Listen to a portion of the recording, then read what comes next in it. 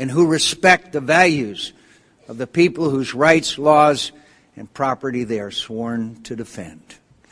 Border state governors have certified, and the American people recognize, that after tremendous improvements to border security infrastructure and increases in the Border Patrol and vigorous prosecution of companies that employ illegal aliens, our southern border is now secure. Illegal immigrants who broke our laws after they came here have been arrested and deported. Illegal immigration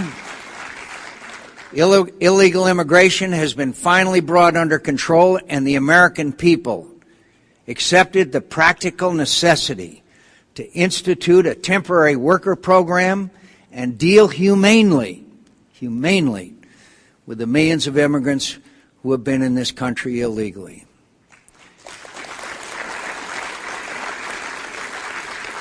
Voluntary national service has grown in popularity, in part because of the educational benefits used as incentives, as well as frequent appeals from the bully pulpit of the White House.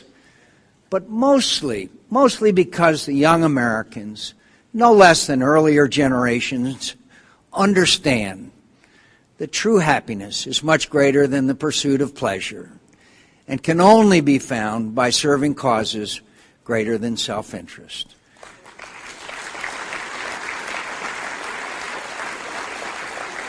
Scores of accomplished private sector leaders have joined the ranks of my administration for $1 a year and have instituted some of the most innovative reforms of government programs ever known, often in partnership with willing private sector partners.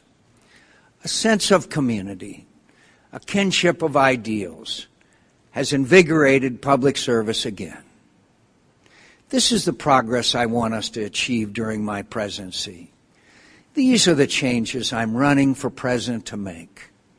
I want to leave office knowing that America is safer, freer, and wealthier than when I was elected, that more Americans have more opportunities to pursue their dreams than at any other time in our history, that the world has become less threatening to our interests and more hospitable to our values, and that America is again, as she always has, chosen not to hide from history, but to make history.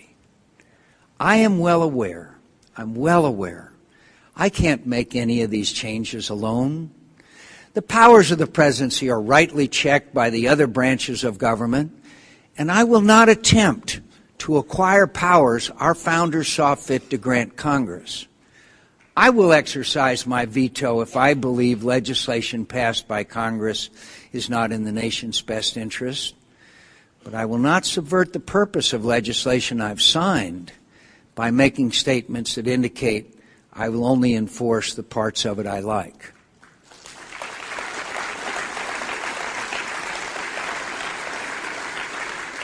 I will respect the responsibilities the Constitution and the American people have granted Congress.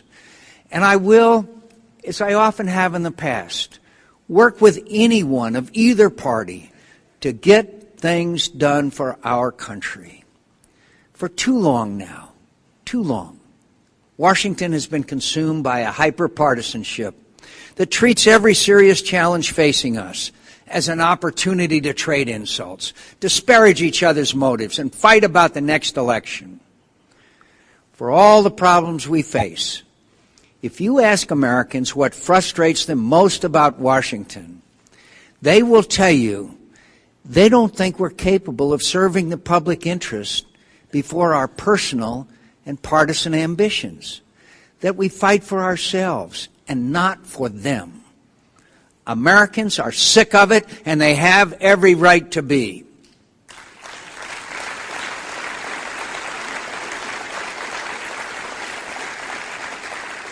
They're sick of the politics of selfishness, stalemate, and delay. They despair when every election, no matter who wins, always seems to produce 4 more years of unkept promises and a government that's just a battleground for the next election. Their patience is at an end for politicians who value ambition over principle and for partisanship that is less a contest